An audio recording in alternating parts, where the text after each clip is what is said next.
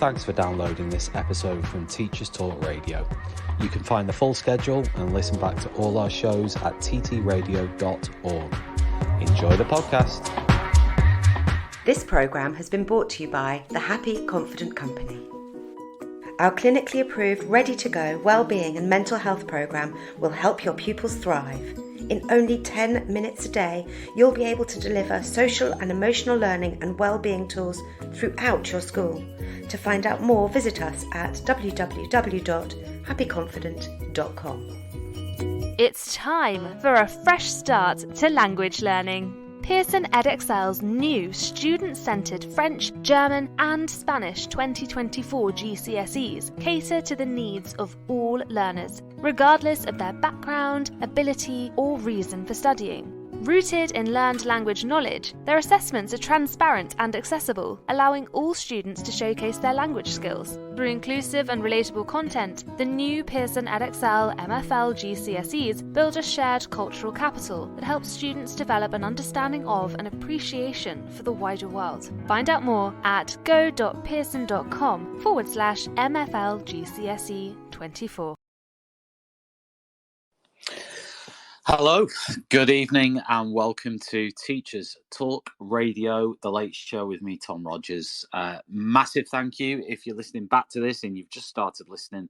Thanks for giving up your next 90 minutes to listen to this fascinating show, all about how to be a successful teacher of the deaf. Now, the reason that I've decided to embark on this little journey is because in January I myself started to teach for the very first time in a special school for the deaf, and it's been a really revealing experience for me, and much to my own sort of detriment, really.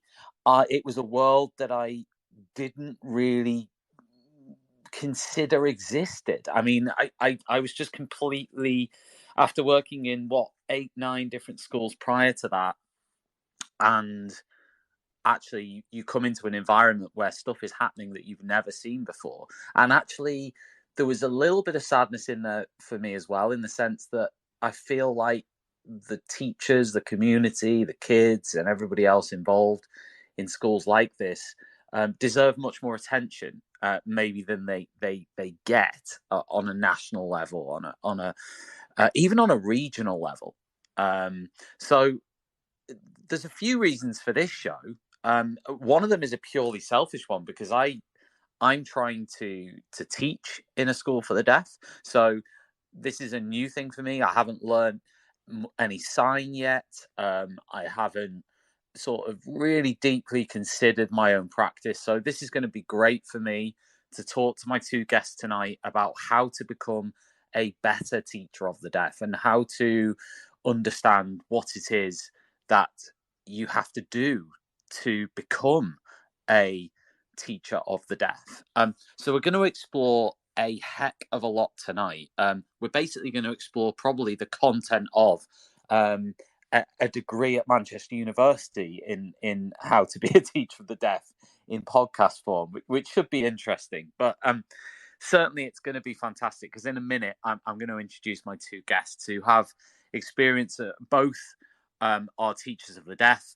Both have plentiful experience of doing that. So it's going to be really insightful to hear from them in a moment. Before I introduce them, it would be an excellent moment for me to mention our two special sponsors on this show. The first one is Pearson MFL, which is Modern Foreign Languages. If you haven't heard the show from last week, exploring the gap in cultural capital in language learning, then I would highly recommend going on to Spotify or Apple Podcasts or wherever you get your podcasts from and clicking on that show hosted by Darren Lester.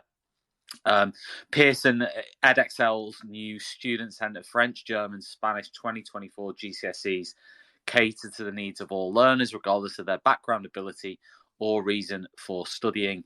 They are rooted in learned language knowledge, as we found out in the show, And their assessments are transparent, accessible, and allow all students to showcase their language skills through inclusive and relatable content. If you want to find out more about Pearson MFL's new GCSE units, then go to go.pearson.com/MFL. That's go.pearson.com/MFL. Our other sponsor tonight is the Happy Confident Company, and I'm going to be telling you a little bit more about them later on.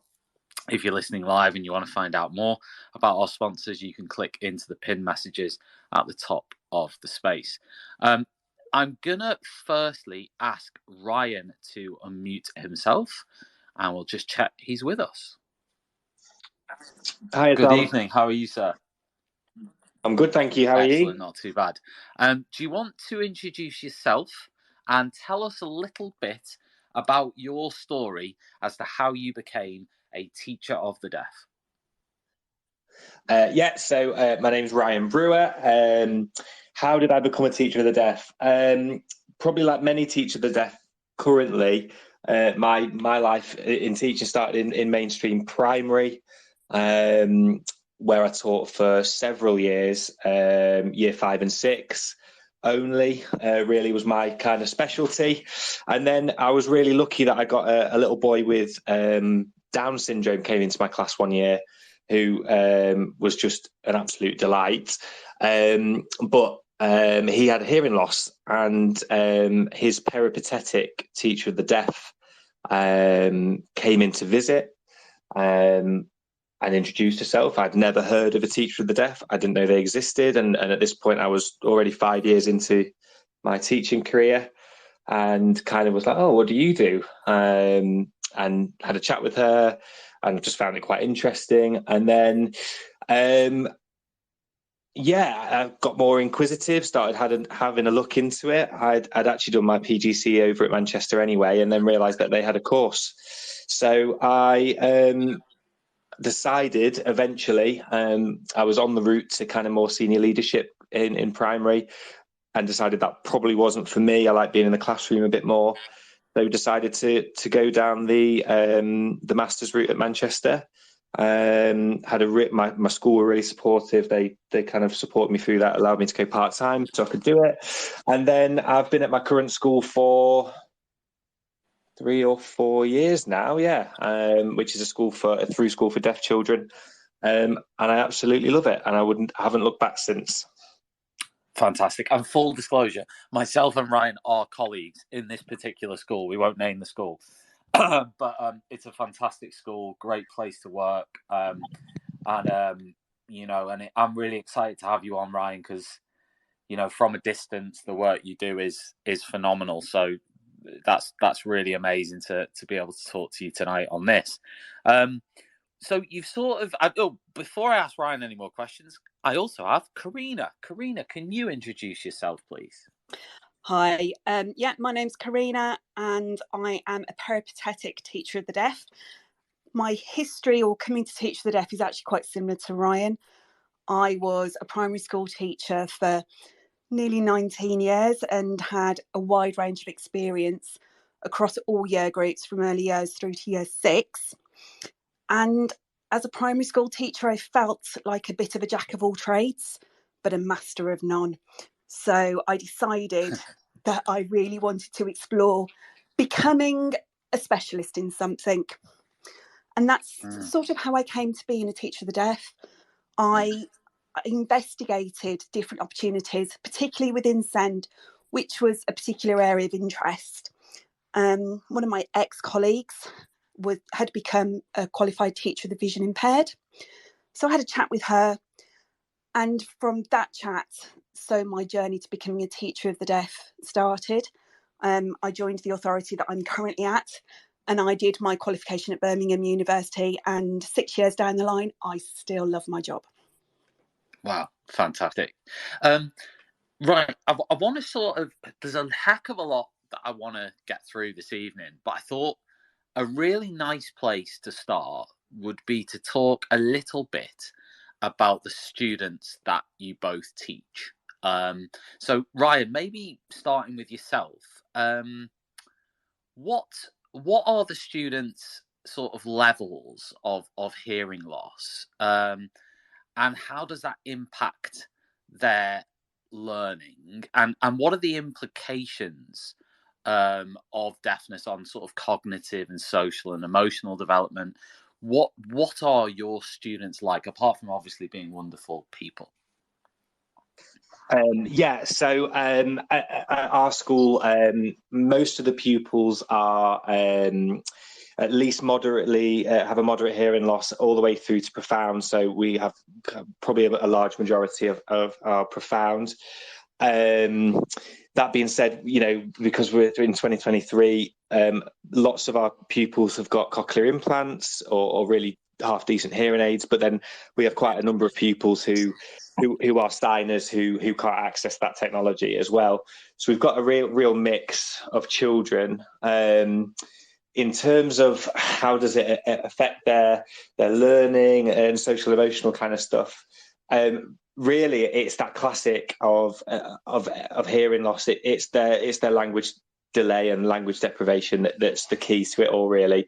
Yeah. So because of their hearing loss, their language is just behind that of their hearing peers, and that obviously then has a huge impact upon everything, really, because as if you actually really think about it, and I've explained this many times to friends and other ex-colleagues, language underpins everything that we do, from learning to how we relate to other people, how we understand other people, how we get along with other people. It just impacts everything. So for deaf children, especially the deaf children at our school, that language learning is not only delayed, but just takes that little bit longer. So that means that that we work at sometimes a slower pace or slightly behind where the children are in terms of chronological age. But at the same time, it's fantastic because we really work to fill those gaps, if that makes sense. Yeah, that absolutely does. It is, and we're going to sort of dig into the pedagogy behind it a lot more in the next sort of hour or so. Corrina, I don't know whether you've got anything you want to add there to what Ryan said. I absolutely fundamentally agree with absolutely everything Ryan has said, particularly about those language levels. I think for a peripatetic teacher, we experience children, we have a lot more variety of children. So we work from newborn diagnosis. So some of our children can be up to 12 weeks old.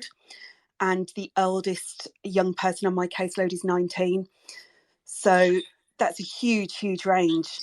And we support any child with a hearing loss. So we go from mild unilateral losses all the way through to profound as well, with the whole range of hearing amplification.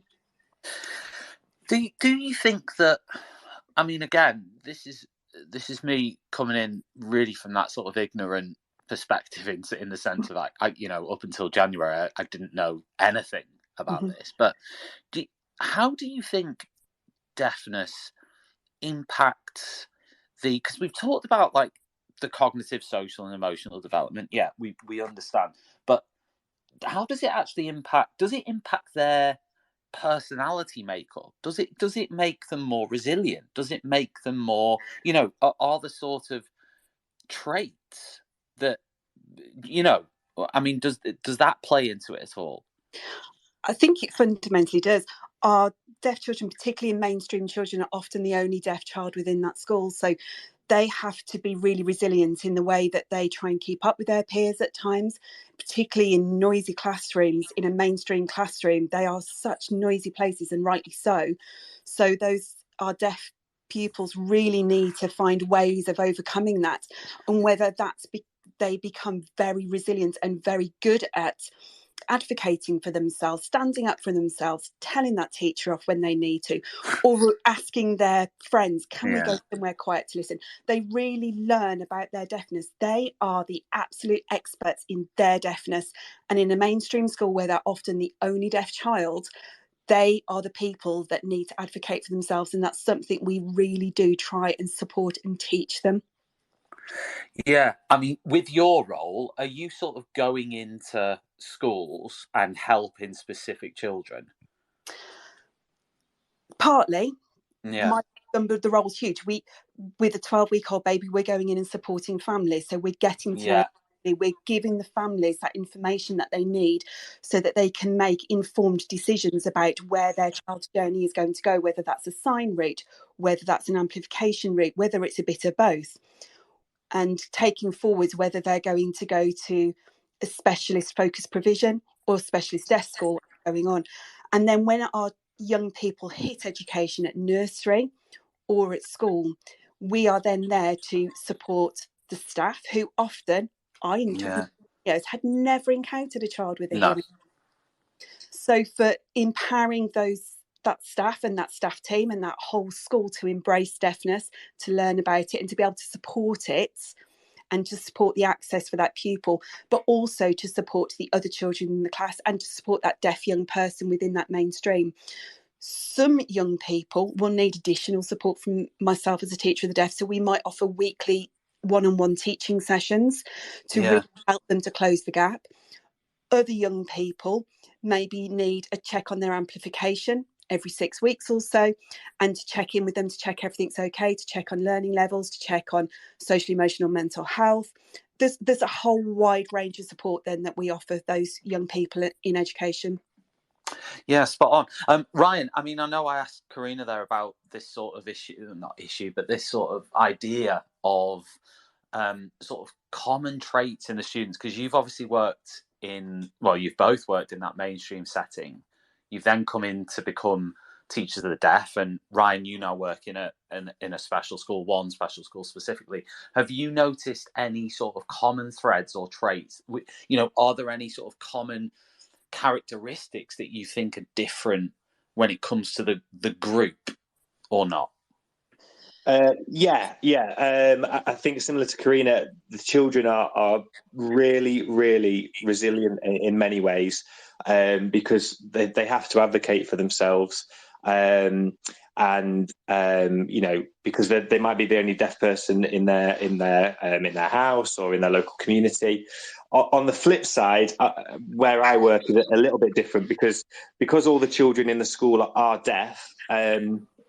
They can almost, on the flip side of what Corrina said, can almost be in a little bit of a bubble sometimes, and that's obviously has massive positives. It's a really great thing, but at the same time, that can mean that kind of the reality of kind of a mainstream setting, and we do have children leaving our kind of primary age group going off into secondary mainstream. They can find that tricky because of, they've got to deal with, as Corrina said, a noisier classroom, a bigger classroom, lots of things like that. So that, it's got its positives and negatives, but certainly I would completely agree with Corrina that, on the whole, a lot of deaf children are incredibly resilient because they're just working all the time to either working that bit harder to kind of stay in touch with their hearing peers and also advocate for themselves.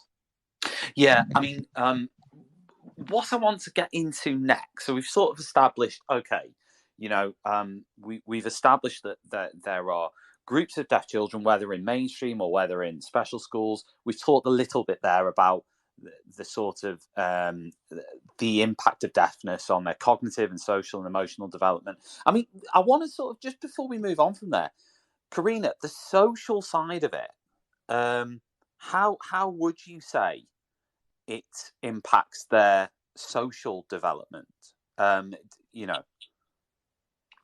specifically? I think for deaf people and deaf young children, when they're in the only school and they are the only deaf child in that class or in that school, I think socially and emotionally, some children can find that really, really difficult. They see themselves as different and they don't understand why they're different. And they often crave to meet other deaf young people. In the authority that I work in, we are really proud that we actually offer social opportunities in holidays where deaf young people can get together, do something fun, but they can just be themselves and they can compare, what's it like in your class? Oh, this is what happens to me.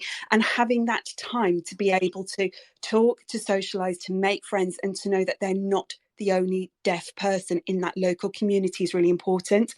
One of my big roles as well is to share with families other social opportunities for them to take part in with our charity partners, or with the National Deaf Children's Society, just to try and get people linking together so they've got a network of support. I think there are 18 specialist deaf schools around the country, something around that. It may be 23, actually. It's either 18 or 23. Are there enough specialist schools? Because presumably there aren't, so therefore some students have to go to mainstream and are supported by someone like you, Corrina. I think there are specialist deaf schools, but we also need to remember that within a lot of local authorities, there is also specialist focus provisions within mainstream. So certainly in the authority that I work in, we have a primary and we have a secondary where deaf young people are educated within mainstream, but there is a teacher of the deaf on site supporting, providing that specialist intervention. And there is also that social peer group there that can get together. So there are definitely a massive need for deaf schools. There is a massive need for more teachers of the deaf, but the work that's going on in our local focus provisions is also really important. Let's move on. Ryan, I want to talk to you about pedagogy. I want to talk to you about how is it different to be a teacher of the deaf than a mainstream teacher of a primary or of a subject? So it's all those great traits of being a really good teacher, obviously. But for me, coming out of mainstream and into a school for the deaf, I think I certainly, to coin that phrase, I live by the seat of my pants a lot more. I mean that not that I'm not organised, but no. What I learned very quickly was in mainstream, for example, I could have a sequence of lessons planned for quite for a number of weeks ahead almost, and I knew exactly what I'd be doing most days with the children, and you'd fill those gaps where you needed to, and do some intervention groups and etc. However, I quickly realised that doesn't work with deaf children, the deaf children I teach, because you can have really high aspirations, but my expectation of getting to that is tempered back a little bit, and the reason for that is because I might expect that they will understand this piece of vocabulary, but when we come across it in a book that we're studying or whatever, or in maths, we haven't got a clue. We have to do a lot of work and go back over, and that can be as simple, depending on the class, but can be as simple as prepositional language of in front of, behind, some things that probably most hearing people take for granted. Yeah, you have to go back and really, really kind of break it down and spend that time on it, which actually I really enjoy. That's one of the reasons it attracted me to the job. So it's a challenge. Like, I really enjoy, personally, me now at the very beginning of this, for me, I really enjoyed the challenge side of it. I wonder whether I could guess that other teachers might see that as something they maybe didn't want to do. I can imagine some teachers I've worked with who would say, no, actually, I want to just be able to sort of teach the content and get straight into the content and really go straight away to that level, whereas there's other teachers, and I would include myself in this bracket, that I don't get frustrated. I actually like that challenge, and I see it as valuable for each child to be able to change what I'm doing and everything I've always done to make it work. Absolutely. So yeah, it's about it's very and obviously all teaching practice has got to be reflective, but it's that formative assessment is just absolutely massive. It's constantly looking at, have we understood this? Do we need to do this again? Do we need to do this differently? What are the gaps? What are the gaps? What are the gaps? All the time, breaking it down, going slow and steady, doing less better. That kind of thing, and obviously, massive emphasis. Oh, you've just gone a bit quiet, Ryan. Oh, sorry, I think I've just covered my microphone. And obviously a massive emphasis on visual ways of presenting things visually. It is absolutely essential. But yeah, it's certainly about just really knowing your subject matter well and being able to really break every little part of it down if you need to. Yeah. Corrina, in terms of, like, I've already asked Ryan, how is the pedagogy when teaching the deaf different? So you can certainly touch on that, but I was also going to ask you, what are the communication modes that you use? So in terms of communication modes, all of the pupils that I support within mainstream, they are all oral. All the families that I've supported through this have all chosen that is the method of communication that would best support the pupil and the family. Although all of the families in the authority where I work are offered an introductory to sign. Okay. And they are also signposted to other sign lessons, which are free, that they can access. Yeah. But does that mean that does that mean that a lot of the students you work with are able to lip read? Absolutely, yes. Okay. If a family chooses that sign language is the best option for them, then we support them through either going to a focused provision school or going to a school for the deaf, and that's where those teachers of the deaf would support that family and that child. Got you. So why, if they said, yeah, we want to go down the avenue of sign, why would that then mean that they would then go to a school for the deaf? School for the deaf or a focused provision. The focused provisions have staff who have got a good level of sign. Yeah. They have got teachers who have got an understanding of science and have got a good deaf awareness. Yeah. So we've already got that training in place in our mainstream schools. As we've already spoken about, very few mainstream teachers have ever experienced supporting a deaf child, let alone a deaf child signing. So that school would then need to fund a communication support worker. Yeah. They'd need somebody who's already got that level of sign, and those people to employ are very few and far between and very difficult to get hold of, and also quite expensive. Yeah. And I'm not saying that our schools wouldn't do that, but that would need to be factored in. And where we've already got schools that can offer that level of sign, our families will often choose those schools who can sign, or would prefer to have a community where the child has got deaf peers and a community within that deaf community of the local area. Can you describe to me, Corrina, like your you said that you mentioned that sometimes you work one-to-one with a student. Mm-hmm. Sometimes you presumably you work in maybe a class with them, you sit with them, all different things. Can you sort of describe to me a typical day for you, if there is such a thing? There is no such typical day. One visit, I could be doing a home visit with a family and then going into a mainstream school to do some observation work, to observe a deaf pupil in the classroom, and then to take them out and have a chat with them about how they feel their learning's going. We complete functional listening tests. We use a test box to check their amplification equipment is working optimally. If the pupil's using a radio aid, we check all of that equipment too. We talk to them about if there's anything that we can do to support them. What do they feel that they need? We do a lot of preparation for adulthood. So thinking about their independent skills as a deaf young person, what is it that they need to do? What do they aspire to? What career would they like? What would they like to be able to do when they're older? Where would they want to live? And what are the skills that they need to start thinking about that? And we start that quite early on.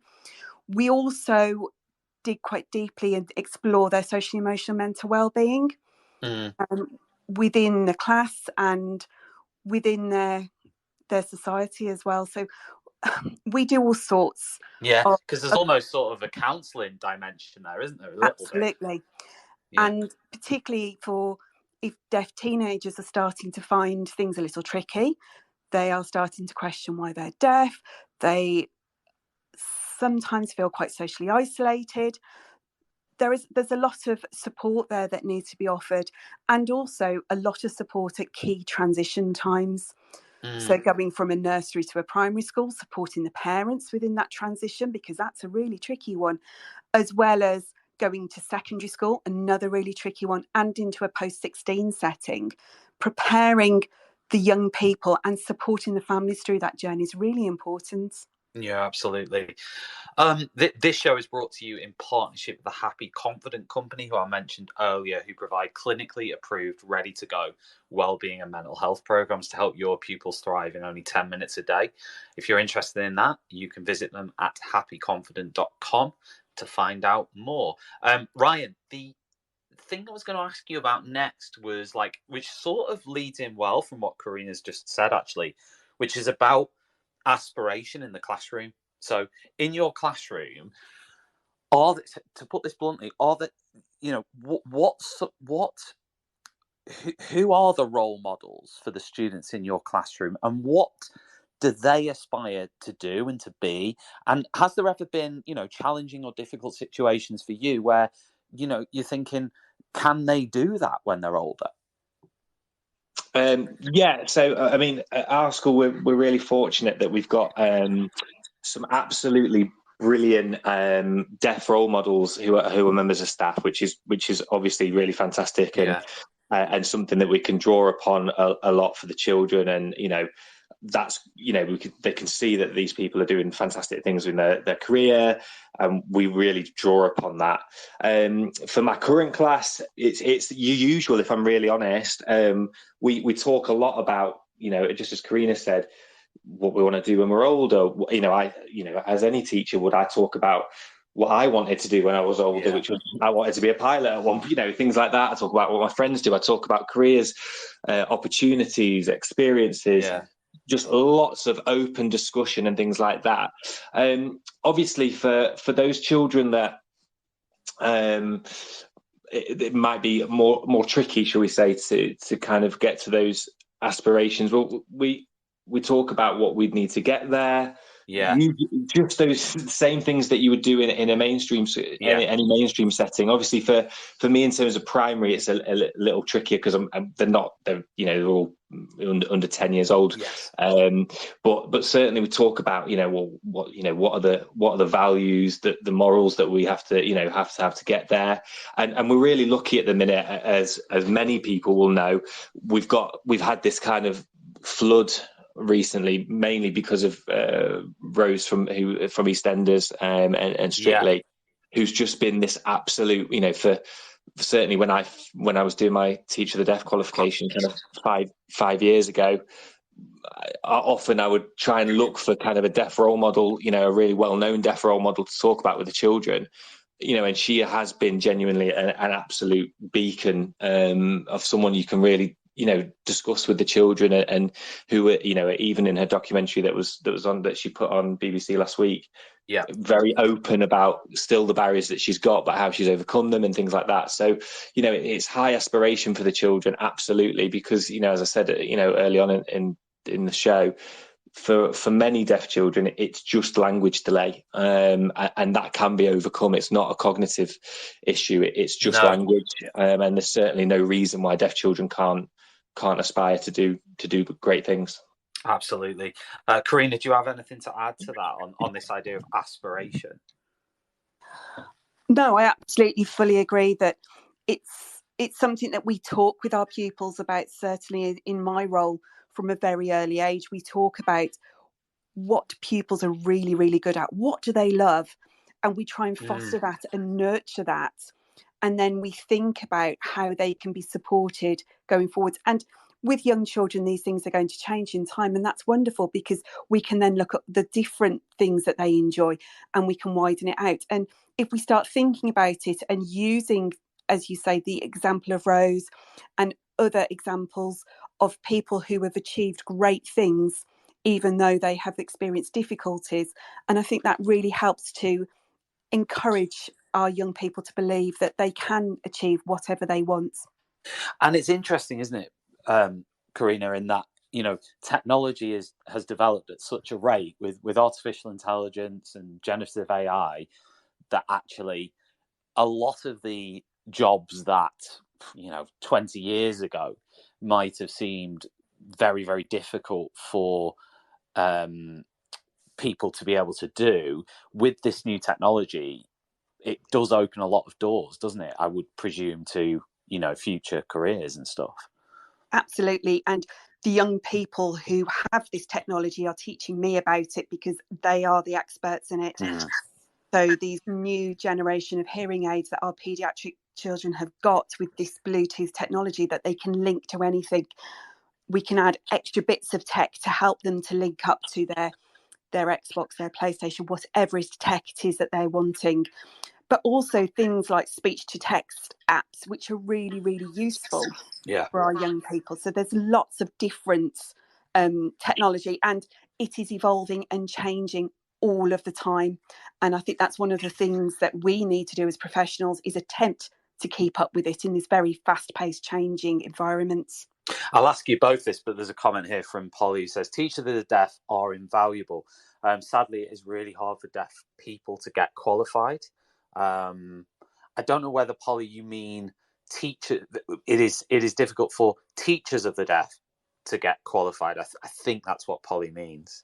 I don't know whether either of you want to sort of come in on that comment, if that's what Polly does mean. Yeah, I don't mind jumping in on that. Yeah, I completely agree. It's really from both a hearing perspective and a deaf perspective.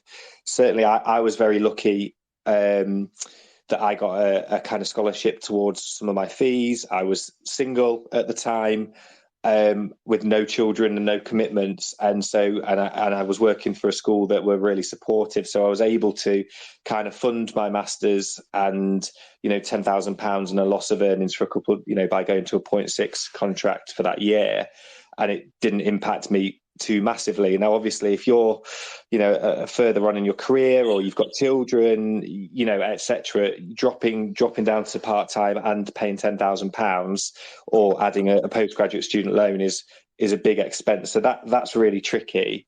And also, I'm sure Corrina will agree, we, and you'll know this, Tom, certainly in our setting, we are crying out for deaf people who are teachers. That's actually what Polly's just followed up with a comment to say. I meant we need more teachers of the deaf who are deaf. Absolutely. I cannot agree more. As a hearing person, I really struggle sometimes with my place in teaching deaf people within that deaf community, because I'm not deaf, and I'm massively aware of that, and I haven't got that life experience to bring to that. And as I've just mentioned, some of our deaf members of staff are absolutely, I just cannot say how invaluable. One of them is leaving in the summer, and I am genuinely, I'm not just saying this, devastated, because I just think she's fantastic, what she brings to the role. And we just need to find a way of getting deaf people through a teaching qualification, so that we can get them into our, especially into our deaf schools, so that we've got positive deaf role models for deaf children. Yeah, I mean, Corrina, I don't know whether you've got anything to add on those comments from Polly. No, I just wholeheartedly agree that as a hearing person, as a teacher of the deaf, I often feel a fraud. I haven't experienced that world, and who am I to be giving advice? I do my absolute best, but I really believe that having more deaf people within education, and particularly in teachers of the deaf, will be absolutely essential. And I think the courses are changing, and they're looking at encouraging more people to come onto the course by doing different routes into becoming teacher of the deaf and doing more training on the job, which I fully support. Yeah, because Polly's message saying, my daughter is deaf and wanted to be a teacher of the deaf, but didn't get QTS. And she says that not enough modifications were made. So I don't know anything about the courses that are available or what modifications are made. But yeah, it seems like a sort of valid point. One thing just for Polly that I don't know if it's still the case, and I may have got this wrong, but it's certainly worth looking into. I am, for some reason, I've got in my head that at Manchester, I'm sure some people who were doing the course had experience as, say, higher level TAs, had experience in school, but could, so that might be worth looking into. You might not necessarily have to have QTS for some parts of the course.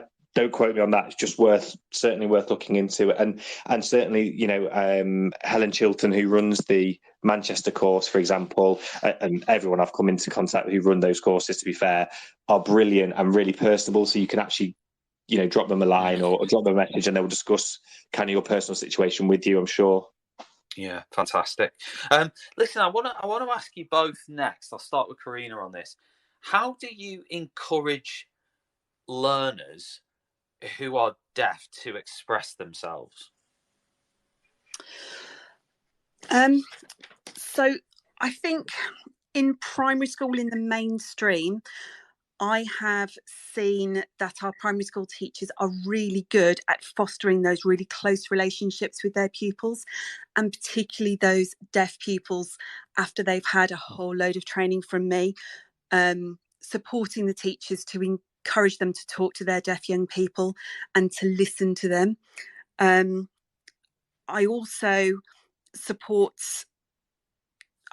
want young people to become really strong advocates for themselves. And one of the ways I do that from a very early age is what I call purposeful sabotage. So if we're using technology, for example... Sounds interesting. Sounds like my relationship history, that, Corrina. Carry on. So if I've got a young person who's got a radio aid, for example, as a class teacher, this would have been my worst nightmare, to have to remember to mute myself constantly. So I encourage my young people to politely, but I give them permission to tell their teachers off. And to do that, I encourage teachers to forget purposefully to mute or unmute. So we're encouraging those young people from a very early age to advocate for themselves, to tell their teachers off, to talk to their teachers, to tell them what they need. Yeah. Things like even talk to your young person about where they need to sit, where is best for them to sit to be able to hear in that classroom. Yeah, I can give advice, but I'm not the deaf person. And even our really young children know where would be the best place for them to sit to be able to hear. I think we need to really carefully plan, and I've talked about it already, our transition to secondary into post-16. And in that time, we also need to really talk to our young learners about being able to express themselves, about when they go to secondary school, they're not going to have those close relationships that they've had with their primary teachers. So really supporting that and really doing a lot of work to prepare them for that change of setting. And also to have, some really trusted adults, some mentors, ideally deaf mentors, but if not, somebody who has got that trusted relationship with their person alongside their teacher of the deaf, but somebody else who's in school all of the time. Do you know what? That's really good advice for me as well, Corrina, because with my classes at the moment, I probably should encourage them to tell me more, like when things aren't going, when things can improve for them. And that's something that you, as a mainstream teacher, you don't really do that. You don't sort of sit there and think, I want to be interrupted, all the time with can you do this, can you do that? But actually, that's sort of a really good point. They are the experts. We're the experts. And having 30 children come and tell you all the time what you're not doing right is really not helpful as a teacher. But for that one deaf child, if there is something really easy, it could be tweaked. Exactly. And that's all different for them, then we need to encourage that, and we need to support those young people to develop those skills really early. And it would be a lot earlier than other hearing peers would develop these skills. But for deaf young peers, I think we need to really focus on that really early to make their ownership of their hearing loss. Ryan, I don't know whether you've got anything to add to that, but I was also going to ask you next about curriculum and how you personally adapt and change it, and your lesson planning and how you go about that. So just to echo what Corrina said, really, it was very much that, I think, that close relationships thing, and really empowering the children by building relationships and trust within them is really, really important. Certainly something I found to get our children to express themselves is being quite, professionally vulnerable and discussing things that I found hard, and our staff at our school are absolutely fantastic at that, at being really open themselves with the children, because that just fosters that openness within the children themselves, which is useful. In terms of curriculum, our school have gone on a bit of a journey recently, really, especially in primary, well, across the school, really. And the mantra we're really, is high aspiration, but also doing less better. And that means that, we try and really offer that full curriculum to the children. So, tomorrow morning, my children will do music. We have an absolutely fantastic music teacher that comes in, and even the children who are profoundly deaf with no amplification at all, they take part and absolutely love their music lessons.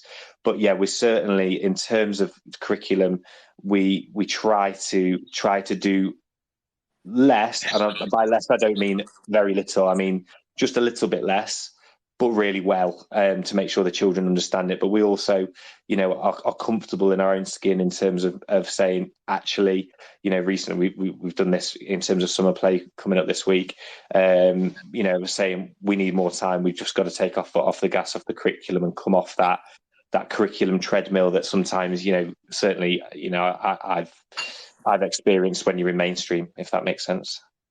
Yeah, absolutely. And Corrina, I know your context is slightly different to Ryan's, in the sense you're sort of in and out of lots of different situations. But are there any sort of planning principles that you have in your, in your head whenever you're thinking about that? So it's more about the advice that I give to our staff. One of the things for a mainstream pupil is that pre and post tutoring, going into a lesson already understanding that new vocabulary or that new concept that's being taught. And going back to what Ryan said a while ago, is we need to take those 3 steps backwards to ensure all of that prior learning has been understood before we start to take 1 step forward. So that pre-tutoring is absolutely vital. I also think, and I also really advocate with the teachers that I support, is using that open-ended question, ensuring that deaf young person has understood the learning by that formative assessment, by questioning, and making sure that they've had that time with the teacher where they can share their learning, to make sure that learning journey they're going on is in the right direction and not going in completely the wrong direction. And then I think in a mainstream classroom, the other things that are really important to think about is creating that learning environment, which is a listening environment. So making sure that class staff think about reducing their background noise. What are they going to do with a deaf young person who's involved in group work and paired work when we've got 30 children talking in the classroom? How are they going to facilitate that? Where, if anywhere, could the deaf child go with their partner or their group to have that conversation in a quieter area? So it's thinking about that learning and listening environments, as well as thinking about how they're accessing the curriculum. Ryan, in terms of like your classroom setting, because obviously you teach in a special school for the deaf, what for you would be the optimal listening and lip reading setup for a classroom?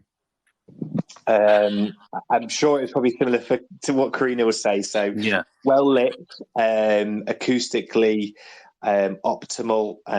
So you might have some acoustic paneling on the walls just to soak up some of that background noise. Obviously deaf children at the front. So for me, we try, my room's not ideal this year just because it's a bit of an odd shaped room, but we try and make sure that all the children can really see me well. Luckily I'm 6'5", so that does help. You are a very tall man. The teacher standing still is absolutely essential, which is something I had to get used to because I used to wander around the classroom quite a lot talking. Oh, sugar, I never even thought of that. Yeah, standing still, just so children can access your lip pattern. Things like making sure that the children, obviously sometimes you might have your board against your interactive whiteboard. Certainly if it's one on wheels that's kind of backed onto a window with a window behind it, and obviously if the children are looking at you and the sun's blaring through the window, they can't see very well because the sun's shining straight in their eyes. So it's little things like that just making sure that both the visual conditions and the listening conditions are optimal at all times for the children, really. And just I was going to say, like, resourcing, like, like PowerPoints and stuff like that. I mean, is there anything you do particularly with those? Yeah, certainly. So for a good example is probably one from today. So our primary children are doing their school play. So we've obviously written that, but for a lot of our children, as an example, it's all about visiting the King in London. Well, some of the things that we're talking about, some of the children don't really understand what that is. So we've then had to convert that into a story. And then Corrina mentioned AI, but using AI to make a picture version of that story so the children can see it, to understand it, to then learn it. So it's all the time just breaking it down, making it visible, really making it clear, really, really, really, really clear. Well, it'd be worth mentioning here, if you think about AI, you've got text to text AI, you've got text to video and visual AI, but you've also got visual to text AI. So the possibilities there for students to have images that they've created or images that they've drawn themselves, and then to be able to generate text from that possibility now exists for students to be able to enter instructions to create images is a possibility. So there's quite a few options there with AI that definitely are going to be really helpful for deaf students, and totally agree. I mean, the classroom layout stuff is important. I wonder whether, like chairs and tables, is there anything with that, because the classics are like rows, pods, horseshoe. Is there anything in a deaf context that's best for them? Presumably pods isn't good because they'd then be looking at each other, so there's more distraction. Yeah, absolutely. Pods aren't the best. So you'll certainly find in our place that a lot of the classes are in horseshoe, or if they can't do a horseshoe for whatever reason because of the room or whatever, they're in kind of rows or angled so the children can all see. Certainly Corrina will probably have said this to lots of the schools she's gone into. Little things like I think what people sometimes don't quite understand with hearing aids and cochlear implants is they don't, as someone who wears glasses, they don't make hearing 2020 like glasses make you vision 2020. And hearing aids are just a big microphone, effectively, that pick up all the noise, and they can be absolutely horrendous to listen to. And so that background noise of a child's chair dragging along the floor, or someone rattling a pencil around a pencil pot, little things like that can actually, that's what they might be hearing over everything else. So simple things of trying to soften the furnishings in terms of even if some of the chairs are on a hard floor, just putting cheap alternative, cut a hole in the tennis ball, chuck it on the bottom of the chairs just so they're not scraping on the floor. Keeping the door closed, so that you're not hearing the hand dry from the toilets down the corridor, because that deaf child, that's all they might hear. And again, Corrina's mentioned it a few times in terms of equipment, but the radio aid systems, which is the kind of microphone that you'll see quite a lot of teachers who've got a child with hearing loss in their class around their neck, like a microphone thing that they have around their neck, that connects via Bluetooth to the child's hearing aids or cochlear implants. That thing is unbelievably vital to that child, because you're effectively, we're all quite familiar with AirPods or Bluetooth headphones now. You're effectively giving that child a set of Bluetooth headphones directly to your voice, which it just is so important, especially in that mainstream setting. Yeah, Corrina, I'm sure you've got a lot to add on this, because this is probably a big part of your job, isn't it? To advise teachers on how to go about the classroom setup and stuff. So what do you want to add? I think Ryan has pretty much covered it all. I did want to pick up on one thing that's been said in the chat by Polly. The radio aids are fabulous, but yes, the stories that we hear from our young people about the conversations that they have overheard are so curlingly awful. So ensuring that our staff really do understand the implications of using a radio aid and what could be heard with a range of 25 metres going through doors and walls. I mean, it is, I have to say, it is difficult for someone to get used to that, because I've done it, left it on and whatever, and someone said, you got to unmute that. So it is something you've sort of got to train the staff into, isn't it? It is my absolute worst nightmare. And sometimes it is probably just going to happen, isn't it? Of course it is. It's going to happen. I think one of the things that I often do is with a mainstream class, after I've spoken to the deaf child in the class, together, them and me give a talk. We do a lesson on being deaf and about deaf awareness. And one of the things we talk about is the radio aid and reminding the teacher, if they are talking when it's not muted, when their chest is not flashing red, to mute it. So giving everybody in the class that understanding, it's a shared team effort. Definitely. And I think that's really important. What you've said about AI has completely blown my mind. It's not something I'm completely familiar with. And I know it's something that my young people will be sharing with me and telling me all about. In a very simple level, and something we can do in the classrooms is where possible use subtitles. Yeah. Not only is it good for the deaf young person, but actually there's research to suggest that if we use subtitles with young children, it really helps to improve their reading. So it's a win-win all round. There is actually software available now as well where... Now you're going to blow my mind again, aren't you? Possibly. I don't know, actually. I think you'll have seen or heard of these ones, but essentially you can, let's say, for example, there are 5 pods in the room, like pod areas where the children are sat. Yeah. You get 5 devices. So you put each device onto each table, and then each one of those devices picks up the voice of anyone on that table. And each person on the table has a different microphone. And then what happens is, and they're color coded. So what then happens is it will auto subtitle onto a board or a wall what every single person in the class is saying to each other. Does that make sense? It does. That's really great. Like live. So that's that. I've seen that demoed actually at the Bet Show, and it was really, really cool. So it's sort of like, it's basically live subtitling for the class. Yeah, that's essentially what it was. Anyway, I want to ask you next about how, and I'll start with Ryan on this one. How do you help to develop positive deaf identity?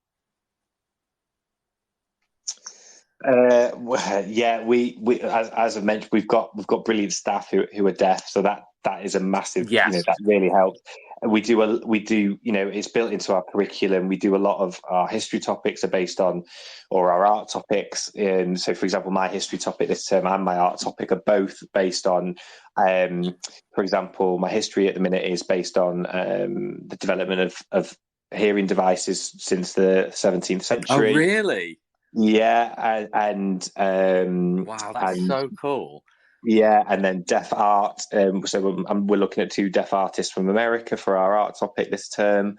So there's also, and this is a good one for a study, is that guy who is a model. Is it something DeMarco in America? Yeah. DeMarco. Yeah. I know the guy. He's like a deaf Federico. No, not Federico. Can't remember his name. I know what you mean, because my partner has shown me him. Somehow she found him. Let's just say that. So we and it's a lot of open discussion. At our place we have deaf role models up on the walls now. We talk a lot about aspirations and what deaf people have achieved, what they've overcome. We obviously take part in Deaf Awareness Week. We have deaf awareness challenges. Lots of we do lots of we make sure the children access lots of opportunities to share share their signing skills. We've got some of the secondary pupils that you'll know, Tom, who are out at another school this evening doing a music concert. I was at a music concert for schools in our area, all the schools in our area, a couple of weeks ago. So we make the children proud. We try and make them really proud of who they are. And like I said previously as well, we're so fortunate at our place, because all the children are deaf, and they feel a familiarity, kind of, they've got that peer group that makes them proud to be who they are, which is really, really lovely. That's amazing. Corrina, do you have anything to add on this in terms of developing positive deaf identity? I think for young people in mainstream, that is a lot more challenging, where they're the only deaf person in their school. Yeah, I can imagine, yeah. And I think that's something that we as peripatetic Teach the Deaf are very conscious of, and we really do try and support. So as I've already said, in our authority, we do encourage our young people to come to our social opportunities so they can meet other deaf people in the area. Yeah. And we have some brilliant charity partners who provide weekly monthly meetups for our families. And those are so well attended. There is such a need, a growing need for this. And I really wish it's something that we could develop further. You think, I don't know if you saw the Rose Ailing Alice documentary on BBC, but one of that conversation stood out to me when it was the one of, I think it was a mum or dad or whoever it was, had said, we don't want you to hang around too much with other deaf people. And then she was sort of challenging that, but understood the methodology behind it, because I'm guessing there is that thing of like, oh, we want them to be, in inverted commas, normal. Do you know what I mean? And therefore keep them. Does that make sense? Like, that's basically what the documentary was saying. It is, and it's really difficult for parents. It's something that they really, really struggle with, and that's something we really support. One thing we do for our families who've experienced a new diagnosis is we have a weekly tot session so that all of these families can come together and be together. So I think for those families that need that kind of support, that want that kind of support, we offer as much as possible. And that's one of the roles of a peripatetic teacher of the deaf, is to try and support those young people in mainstream, to see that there are other young people who are deaf, who are within their local area. I think something else that we do to develop that positive deaf identity, the NDCS have got some really good resources available.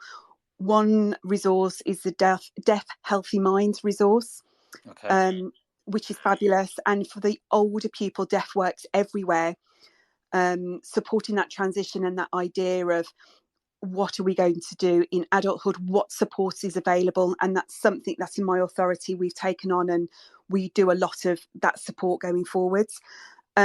We've spoken about it loads today, but developing those self-advocacy skills, being positive, this is who I am, I know what I need, this is what I need you to do. So developing that and trying to find deaf mentors so that we have got those deaf people within our local community or within a wider space like Rose to be able to look up to. And finally, for some of our deaf young people, using the Buzz, the NDCS Buzz, where they can link together, is also been really good. But what's that? Sorry, the Buzz, BUZZ. Okay, what is it? It's an online forum for deaf young people to go onto, so sort of 8 through to 16. Yeah. It's a safe space for deaf young people to chat, but there's also forum where they're trying to develop policy, trying to engage in campaigns that the NDCS are running, Deaf Young People's Forum that meet together. So it's empowering deaf young people to stand up and have a voice on a national level, as well as have a safe space to chat to each other. That sounds brilliant. A good segue for me to just mention one of our sponsors tonight, which is Pearson EdXL, and they've got a new student-centred French, German and Spanish GCSE. So if you're interested in finding out more about that, you can visit go.pearson.com/MFL. The thing that makes this unique is that it's rooted in learned language knowledge. All the assessments are transparent, they're accessible, and they allow all students to showcase their language skills through inclusive and relatable content. So whether you're an MFL teacher or not, even if you just work in any school and you're looking at introducing any MFL qualifications, then definitely check out go.pearson.com/MFL. Ryan, I want to ask you next about the differentiation. We've sort of talked about this already, but I wondered whether maybe we could talk a little bit more about differentiation and how that comes into play when delivering lessons. So, for example, one of the things I read was about the use of voice and how, like, the tone and the speed and all these other things. So I don't know whether you want to talk about how you differentiate just from a purely like the fundamentals of teaching perspective. I'm not talking about worksheets or PowerPoints or whatever. I'm talking about you and your delivery and your presence in the classroom. A really good example at the minute is so this year my class are kind of mixed. Quite a few who've got cochlear implants who are quite oral, and some that are more reliant on sign than others. But one child in particular, their hearing is they've got profound hearing loss, and their hearing devices aren't working particularly well for them at the minute, long story short. And so that basically means that my input changes massively, because I'm constantly, I'm talking. So I'm doing what we'd call sign supported English. So that means I'm talking, but I'm signing at the same time.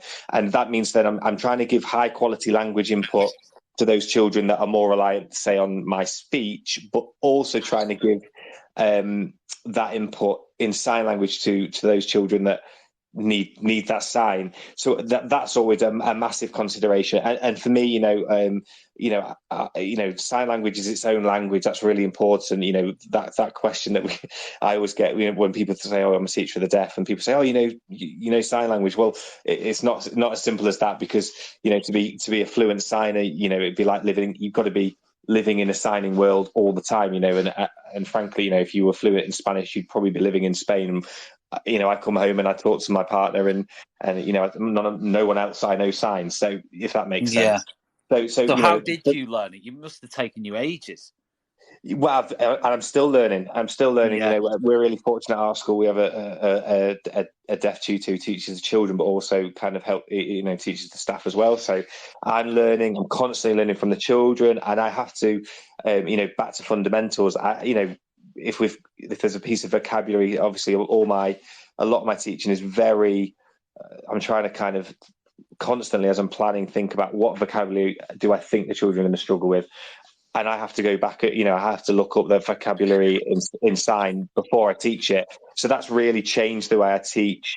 And certainly it all for me at school, it comes down to language. It comes down to the language level of the children. So, sometimes we teach, especially like I mentioned earlier, as we're coming towards the end of the term, we're doing play together between, several classes together. Well, obviously some of the children in the other classes who are a similar age aren't as high ability, or their language level isn't quite as high as, say, my class, for example. So it's about how I get the same message across, but in a simplified way. So it's really teaching to the needs, really getting down to the nitty gritty of the needs of those children all the time, really thinking about it all the time. How am I going to get across, and what's the goal here, rather than, obviously it's not activity, it's the aim, it's the learning aim over the activity a lot of the time, if that makes sense. Yeah, it does. Corrina, again, I'm guessing you talk to a lot of mainstream teachers about this, but what advice do you give them when it comes to sort of differentiation and stuff like that? There's a lot of different advice, but a lot of what's already been said. This idea in the mainstream of pre and post tutoring, which I've already spoken about in depth, also providing supporting materials to that deaf child to enable them to remember what's happened, to remind them of the pre-learning. So visual supporting material, word banks, all of those kinds of things, which are really, really useful, again, for all children, but particularly for those deaf children. As we get older, so those older pupils, possibly giving pupils the PowerPoints or the lesson notes prior to the lesson so that they can have a look at them first, and also not to expect our older children and our older young people to write lesson notes and listen at the same time. It's impossible. So it's making sure that those mainstream teachers have got a really good deaf awareness, and speak to the pupils as well, and use all of this technology that we've now got to support that learning environment, to ensure that they have that equal access, as well as the usual differentiation that good quality classroom teachers use. Corrina, I'll stick with you on this, but what do you think is the most challenging thing about being a teacher of the deaf, and what is the most common sort of mistake, or maybe misconception, or thing that and when I say teachers of the deaf, I mean anyone who teaches a deaf person, right? So not just qualified teachers of the deaf, I mean anybody who teaches a deaf person. What are the most common misconceptions and mistakes that you've come across in your time? I think there are quite a few. Teacher position, where teachers teaching from. So we've already spoken about the need to stand still rather than walking around the classroom. Or I was really bad as a primary school teacher at writing on the board when we're doing shared writing and talking at the same time. So I'm talking to the board, which is useless. So we think about that because teachers at time, they're so conscious of the time, they're trying to get as much done as possible, but taking time to stop, to talk, and then to go and do what you need to do. Being aware of where a deaf person sits in the classroom. Sometimes they haven't thought about that, and I see a deaf child at the back of the classroom and my hands are on my head and I'm thinking, we've got to support this deaf child and we've got to make some positive changes for them. And I think not having the expectations. We want our deaf young people to have equal access, and so we expect them to be able to achieve in line with their peers, and that's really important. So being creative and making sure that we're doing absolutely everything to support that. That's I mean, you've hit the nail on the head really there on a number of issues that can come about. I mean, do you think because some of that again comes back to what you said earlier about Corrina, about like the confidence thing, doesn't it? Because presumably some deaf children want the sort of that temptation for them, I guess, to hide away or to shrink back or to not sort of say to the teacher, look, I want to do this or I want to do that. Do you know what I mean? Absolutely. And in all classes, we've got those pupils who don't want to shine a light on themselves. And that's where relationships are really, really important. Having a relationship with their teacher of the deaf. So if they don't want to speak to their class teacher, they don't want to stand out, they've actually then got somebody to advocate for themselves. I also think, and it's not something I've spoken about yet, is the relationship with the class teacher and the parent is absolutely vital.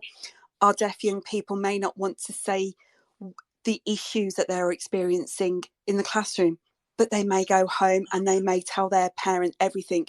And then it's for the teacher to take time to listen to the parent and to work with the parent about how we can support that and make those changes. So it's about, for me, it's about relationships and about having those positive relationships with all people.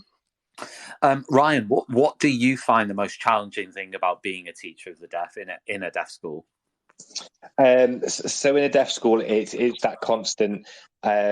Sometimes, I think the children are going to understand something, and I find that they don't, and we have to go back, and that's a challenge at times because it just throw your plans and what you think you're going to get done up in the air quite quickly, and you can find yourself kind of going, I've done some work on this or spend quite a bit of time on something and go, actually, that was a bit of a waste. Well, not a waste of time, but that was, I need to go backwards now. Certainly, that can be really tricky. And I think certainly as well in a deaf school, one thing I know that we find difficult is sometimes we've got children who come from further distances. So that relationship with families is tricky because we don't see the families at school every day, certainly from a primary perspective. Whereas, in a mainstream, you will see parents or carers regularly at pickup or drop off. We don't have that, so that communication can be tricky at times, especially with our families who might be EAL or etc. Because everything's got to be done via text, email, etc. Certainly, just to pick up on what Corrina was saying as well, I know some peripatetic colleagues of mine. Certainly, I've heard this lots of times. I don't know if you would agree that deaf children quite often will be those children who are lovely, quiet, aren't causing the teacher lots of issues, and they might sit quite quietly at the back and nod along. And Corrina mentioned open-ended questions, and if a teacher keeps asking that deaf child closed questions, and they've got two options, yes or no or whatever, and they keep getting it right, they might not actually realize what they're missing out on because they're not causing that many issues, and that therefore they're not getting the attention they probably need, which can be really, really tricky at times. Corrina, I don't know whether you want to sort of... Yeah, I absolutely agree that sometimes, and no, quite often, our young people they want to be seen as like their hearing peers. They want to fit in, and so they will not step up and they will not advocate for themselves when they haven't heard something or when they haven't understood something. So I absolutely agree that that's one of the reasons that I think our deaf young people don't achieve in line with their peers, is that the teachers assume that because they've got their hearing technology, we've already used the analogy, and I use it all the time as well, that it's not like me putting my glasses on and I get my 20/20 vision. Hearing aids are not that's not what they do. So teachers wrongly assume that that's what happens, and so it's about educating that staff and about having regular times to support staff, to train staff, and to make sure that when you've got new staff that come in partway through the year, you do that training again and again to make sure that everybody's got that really good deaf awareness. I wanted to sort of touch now on like working with the parents and stuff. Again, like ignorantly, so probably if you'd have asked me like a year ago or something, are the parents of deaf children often deaf themselves? I'd have probably said yeah. But I don't. I mean, do you guys know what the percentages are like on that? Yeah, go on, Corrina. I'll let you go. I think, and please correct me if I'm wrong, I think 90% of deaf children are born to hearing families. Yeah, it's somewhere between 90 and 95%. So the vast majority. Do you know what? And I just think that is so interesting because I if you went out into the street now and asked people that, I don't think they'd say that. I genuinely don't. It'd be a really interesting social experiment because I think a lot of people would presume that they're not. Do you know what I mean? Because Sorry, when I did my training course 5-6 years ago, I honestly could not believe that as well. And that is exactly the impression I had. I thought deaf children were born predominantly to deaf families. And I've got examples where we've got families that have got several siblings and then have a deaf sibling. So it's very, very interesting. Yeah, I as I say, it's something that sort of has really surprised me. Like I say, I'd have said 90% the other way, a year ago if you'd have asked me. I'd have said, 90% just from like, I guess, like your deductions, you sort of think, oh yeah, like if it's genetic or whatever, then the parents would. So I was going to ask you both, like, are there any particular things with working with the parents of a deaf child that you think are particularly sort of specific? Ryan, I don't know whether you want to start on that. I think it's making sure that the and I think Corrina will probably say the same, is in all the time is making sure that their child is in a language rich environment, and that is for all modes of communication, whether their child is oral or is a signer. And as we keep saying, it's these children, they need language more than hearing children, because they've got that language delay. So commonly, there's research that says sometimes that parents will reduce their language input for deaf children because they don't think they can hear them. Well, actually, that's arguably the wrong thing to do, especially in light of the technology these children have these days, or in light of the availability, and again, especially because of people like Rose Aylen-Ellis, of sign language and sign language courses. The importance of things like that, giving these children access to language and talking to them all the time, loads of book talk, lots of discussion about what's going on around them, description, talk all the time is really, really, really, really important. Corrina, I don't know whether you've got anything to add there. We're working with parents, particularly. Any specific things? I wholeheartedly agree with what has just been said. That language-rich environment, talking all the time, whether you're at the shops, whether you're cooking a meal, whatever it might be, that talk.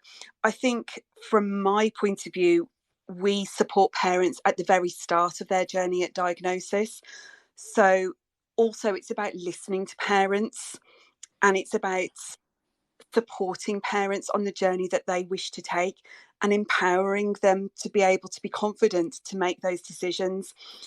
I think as well, in those very early stages, talking about choices and then supporting choices and supporting parents to be advocates for their young people, particularly when they are in those early stages and they haven't got a voice for themselves, and supporting the parents to enable their deaf young person as they go through their journey to be an independent, proud, deaf young person.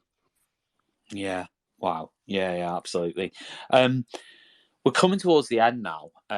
So I wanted to ask you both, like, if somebody who's sort of like me, who's maybe just coming into it, or just maybe they're training into it or whatever, and they want to do it, they want to work with deaf children, they're interested in it, and they want to do well at it. So if we were to say, how can you be a successful teacher of the deaf, and we were to sort of try and ask you to give your maybe 2 or 3 top tips or bits of advice or nuggets of wisdom, what would they be? So I'll start with Ryan on this one. I think, as with most things in life, a really open mind is absolutely essential. An appreciation of, as Corrina's mentioned, of listening to people and their experiences. And certainly, again, this is why I think the Rose Aylen-Ellis documentary that was on last week, she nailed it, because it's about appreciating the deaf community, modalities of language, respecting sign language as its own language, respecting oral language or sign support. It's that respect for that whole deaf community, and not being too top down with your opinions. Certainly, as a teacher of the deaf, as a hearing teacher of the deaf as well, is really, really important, I would say. Brilliant. Corrina? So I've come up with 4 things. I'm sorry. Oh, here we go. Right. I think the first thing, and it's exactly what Ryan has said, is about listening to everybody who is involved in the deaf world, and learning from them. But my second thing, taking every single opportunity you can to learn, and to also take a step back and just to quietly watch, because from watching you can do so much learning. And then finally, talking to deaf people deaf young people, their families, and embracing that whole journey. Yeah, spot on. I mean, is there any advice from like the classroom sense in terms of like teaching and learning? Is there anything you might throw in there in terms of like, you know, your top sort of thing that you would say to a teacher from a teaching and learning perspective? My top thing would be to mute your radio aid. Ha! Yes. Yes. And from a teacher's point of view, I think my top tip would be talk to the young people, talk to their families, and they are the experts in their hearing loss and their hearing journey. Those are the people that you need to speak to and seek advice. It's a world that not a lot of teachers are lucky enough to get to explore and go on the journey with the young people. So seek advice from your teacher of the deaf, from your families, and embrace it and learn from it. And you will make mistakes, and you can laugh at those mistakes because the children will laugh with you. Brilliant. Fantastic. Listen, a massive thanks to both of you. It's been great. Really good conversation. I've learned a massive amount from you both. So huge appreciation from me. This will be available as a podcast. If you're listening back to it via Twitter Spaces, then thank you for staying with us for the show. If you're listening back to it as a podcast, thank you to you too. It's available on Spotify, Apple Podcasts, Google Play, TuneIn Radio, and all the other ones that you can possibly get a podcast on. This has been the Late Show on Teachers Talk Radio. As I mentioned earlier, tonight's show is sponsored by Pearson MFL and the Happy Confident Company. If you want to check out both of those wonderful companies and what they deliver, then you can do so by visiting pearson.com/MFL. go.pearson.com/MFL and happyconfident.com. I'll be back a week today discussing Labour's education policy proposals, which have been released in sort of trickled through in the last week. So I'll be back a week today, 7:30 p.m, to discuss that with a panel looking at the different policies that they are proposing to introduce. Thank you very much, and we will see you again very soon on TTR. You've been listening to Teachers Talk Radio. Tune in live and listen back at ttradio.org. We look forward to hearing from you next time on Teachers Talk Radio.